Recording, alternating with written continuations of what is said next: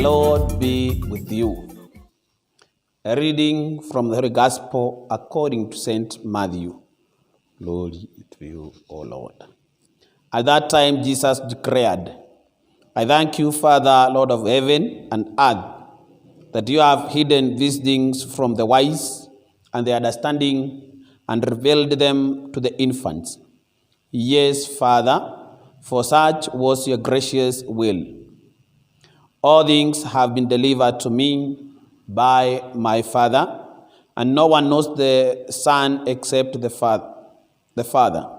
And no one knows the Father except the Son, and anyone to whom the Son chooses to reveal him. Come to me, all who labor and are heavy laden, and I'll give you rest. Take my yoke upon you and learn from me, for I am gentle and lowly in heart, and you will find rest for your souls. For my yoke is easy and my burden is light. The Gospel of the Lord.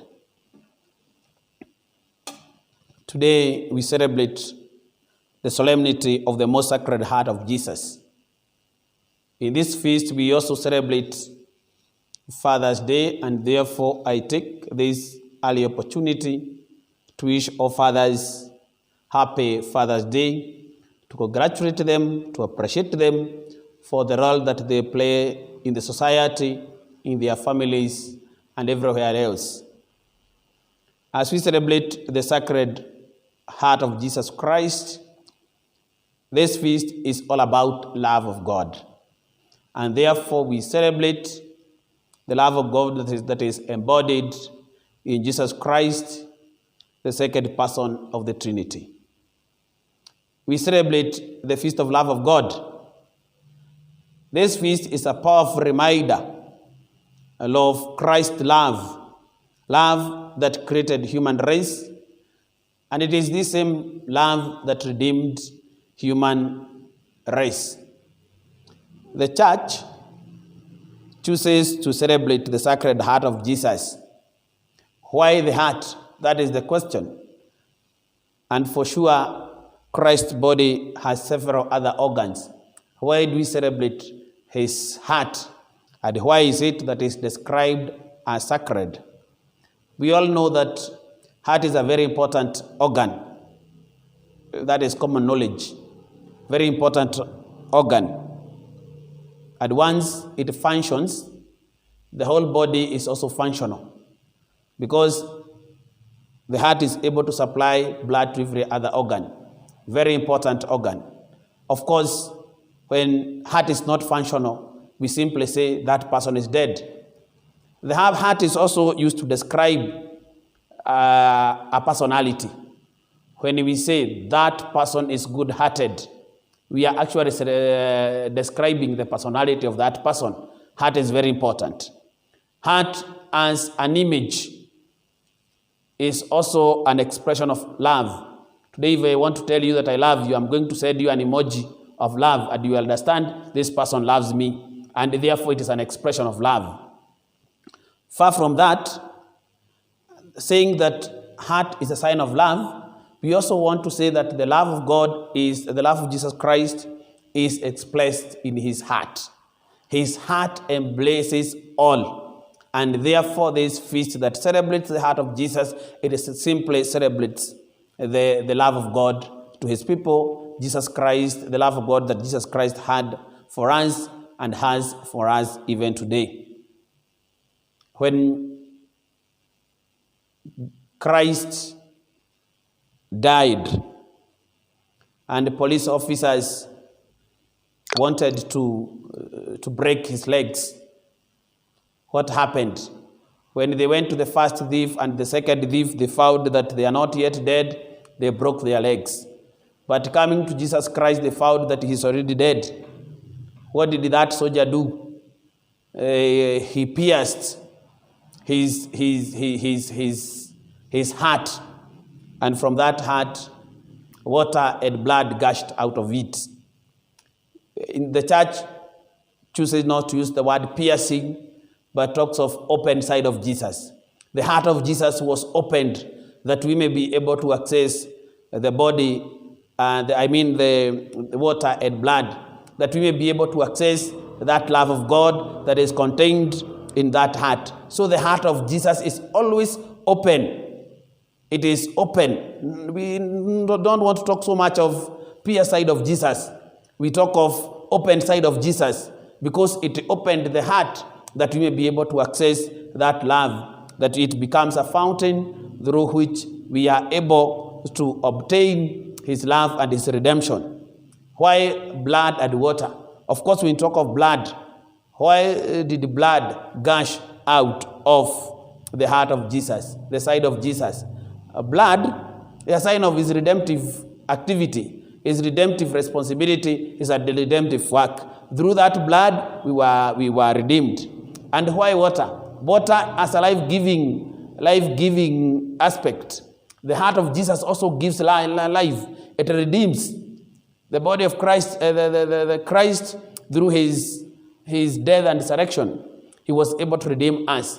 Through the same represented by water, we also experience his life-giving aspect in our Christian life and also in our souls. Our readings today, they are all about the love of God that is expressed in Jesus Christ.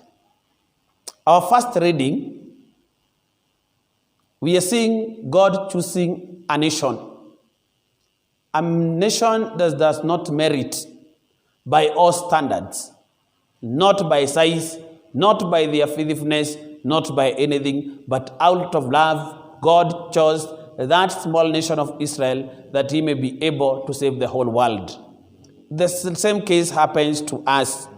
We don't merit the love of God, and there is nothing that we can show so as to say for sure we merit this love of God. But out of his own free will, out of his own heart that is full of love, that is burning with love, he has chosen each and every one of us. The second reading also tells us how we should reciprocate the love of God. It is by loving him and also loving others, loving our neighbors. That is the only way we are able to reciprocate to the love of God. In our gospel reading, Christ says this: I thank you, Father, Lord of heaven and earth, that you have hidden these things from the wise and understanding. Which things that God the Father has chosen not to reveal to the wise and understanding? The mysteries of God's love, the mysteries of redemption. These things are not fathomable by those who are intellectual, those who are wise, those who are full of understanding in the worldly assessment or in the worldly parameters. These are not the ones who understand the mysteries of God. Because, like I have said several times, these are not objects of our minds. They are objects of our faith that can be understood, that can be interpreted through faith and in faith. And therefore, they have been revealed to the childlike, those who are like children, those who are simple, those who have accepted to be humble, that they may be taught by Jesus Christ, that they may learn from Jesus Christ. To them, God has revealed the mysteries of his love, the mysteries of his redemption. And therefore, it is for us to acquire the heart like that of children, to acquire the willingness to understand the love of God by being like children. How else can we learn these mysteries? How else can we understand these mysteries? Not through our wisdom, not through our understanding, but embracing faith that is going to interpret for us these realities. That is what it means to be childlike, to be ready to learn. And then he goes on to say, all things have been delivered to me by my Father, and no one knows the Son except the Father, and no one knows the Father except the Son, and the one to whom the Son chooses to reveal him. We always say that God the Father has chosen to reveal himself through his Son. And therefore, for us to understand and to get to know the knowledge of God the Father, therefore it is important that we learn through Jesus Christ. He alone knows God the Father, but he can choose to reveal to us who he is and who the Father is. If we embrace the spirit of humility, the spirit of willingness to learn from him. And then there is this great invitation. Come to me, all who labor and are heavy laden, and I'll give you rest. The invitation is, come. Come. Christ is telling us to go to him. In times of problems, in times of difficulties, dear Christian, to whom do you go? Where do you run to? Where do I run to? To whom do I run to in times of problems and difficulties? My dear people, Christ is calling us unto himself. Come. He's telling us to come. He's telling us to go to him. And this is the message for all of us today. Let us go to Jesus. In times of challenges, in times of problems, in times of happiness, in times of joy, let us learn to run to Jesus Christ. Come. There is tendency as human beings, when we find ourselves in awkward positions of problems, challenges, difficulties, and such other things, that we run to human beings. We can run to friends, we can look for other short-lived solutions, drugs, alcohol. We can go to witch doctors because we think and feel that we are going to find a solution. But Christ is the best solution for all our problems. Come to me. And then he goes on to say, come to me, all. Going to Jesus is not for selected few, not for chosen few. He is all embracing, and that is why he talks about all, not few. Today, if I am having a party, I can send cards to few people and I say, for the invited only. We are not only those who are invited who are supposed to go to Jesus Christ. In fact, surprisingly enough, he does not select the righteous as we would think, as we would feel that going to Jesus is for the righteous, those who are holy, the sinless. No, he embraces all. This heart is full of great love that embraces all. He says, come to me all, not some. I have met people who feel that they have sinned against God so much so that God cannot accept them back.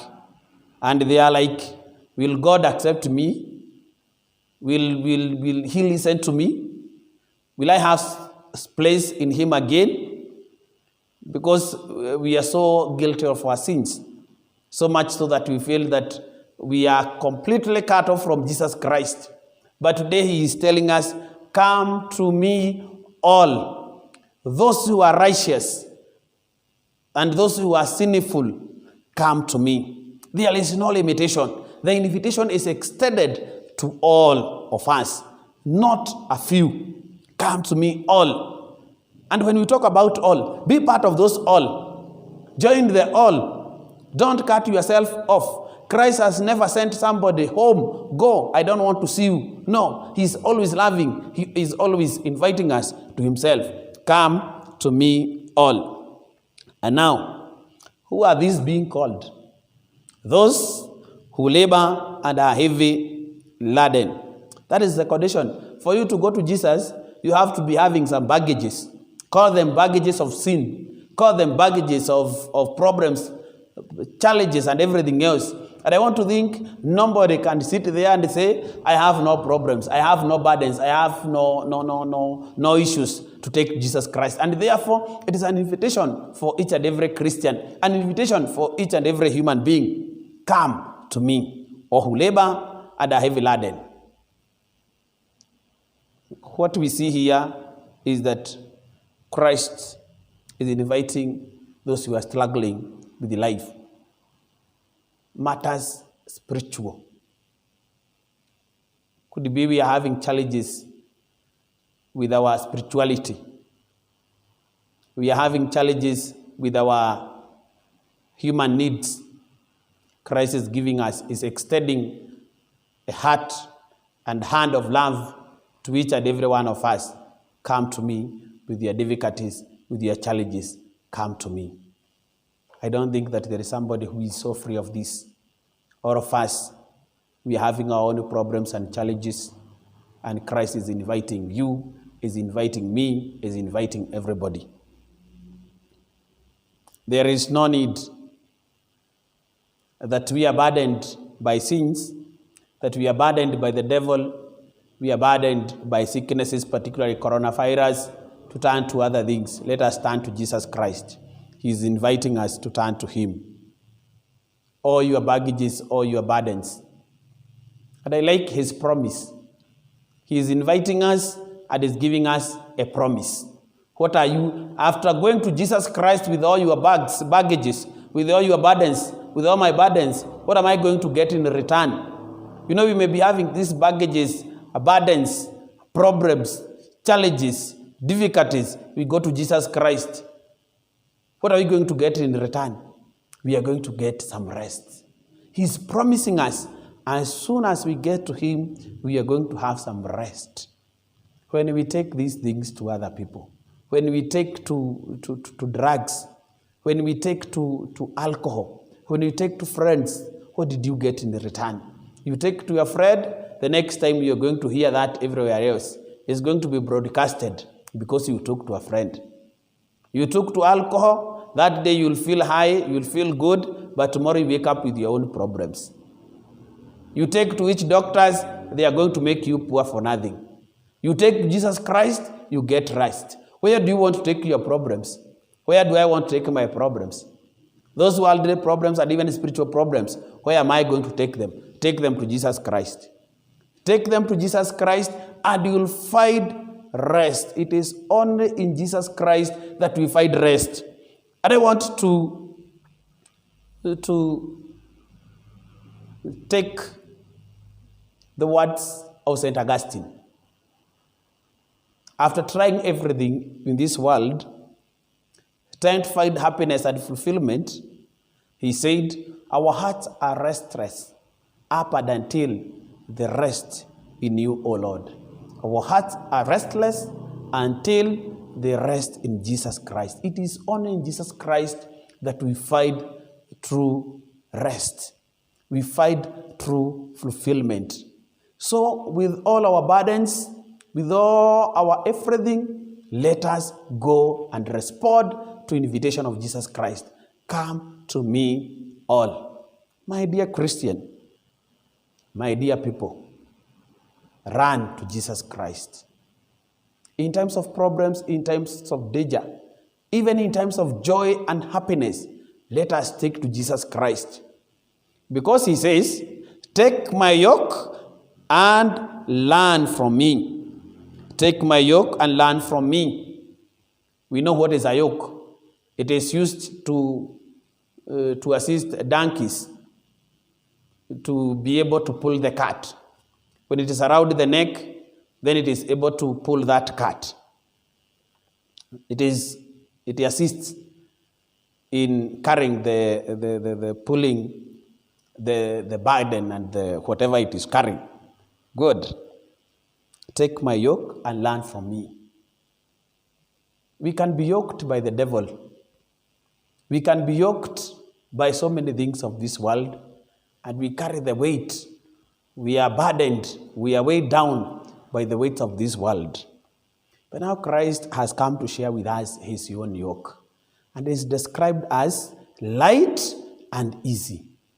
Different from other yokes of this world that are hard and they are also heavy.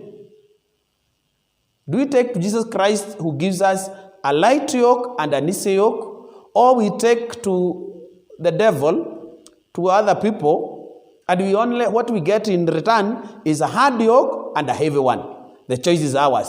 Let's go to Jesus Christ, and that is why he talks of rest, because he's going to share with us our burdens. He's going to be part of what we are doing. And therefore, we are yoked together with Jesus Christ. It is no longer going to be our personal business, but it's going to be my personal business sharing with Jesus Christ. And that is why it is light, at the same time it is easy, because we have shared with Jesus Christ. I'm not pulling alone. You can imagine a family where you are pulling alone. You can imagine in your work, you are pulling alone. You can imagine a country that is pulling alone. Let us pull with Jesus Christ. That is taking his yoke by accepting to pull with Jesus Christ. The wisest decision that a person can make in this world is to accept to pull with Jesus Christ. Dear Christian, can you today choose to pull with Jesus Christ? Can you choose to share your yoke with Jesus Christ, that you may pull together, That is the love that we are talking about, that God has shown us, coming to share our problems, our burdens with him. What a great gift are we having in the heart of Jesus Christ, willing to share in all our issues. My dear Christian, let us take this yoke. Let us accept to share with Jesus Christ his yoke, and our yoke is going to be easy for us. We take other worldly yokes, they are going to kill us. They are even heavier. But the yoke of Jesus Christ is easy and is light. Now today, let you be yoked with Jesus Christ. In everything that you do, accept to be yoked with Jesus Christ. Don't do it alone. Don't pull alone. In my cart of life, I'm going to pull with Jesus Christ. In your cart of life, choose to pull with Jesus Christ. That is the only way we can experience this great love of Jesus Christ that is expressed by his sacred heart. That is the only time that is the only way to embrace the sacred heart of Jesus. That it burning always with love. How can we share in that love if we don't accept to share our burdens with him? Come to me all. Let us go to that heart of Jesus Christ that is filled with love, that is filled with acceptance, regardless of what we are, who we are, regardless of the baggages that we are carrying. We are always welcome into this heart of Jesus Christ. What is remaining is me and you to say yes. We ask our dear Mother Mary, who gave the world this great gift by accepting to be the mother of Jesus Christ, that she may also make us understand through her intercession the great treasure that is found in the heart of Jesus Christ. Christ the King. In the name of the Father, the Son, and the Holy Spirit.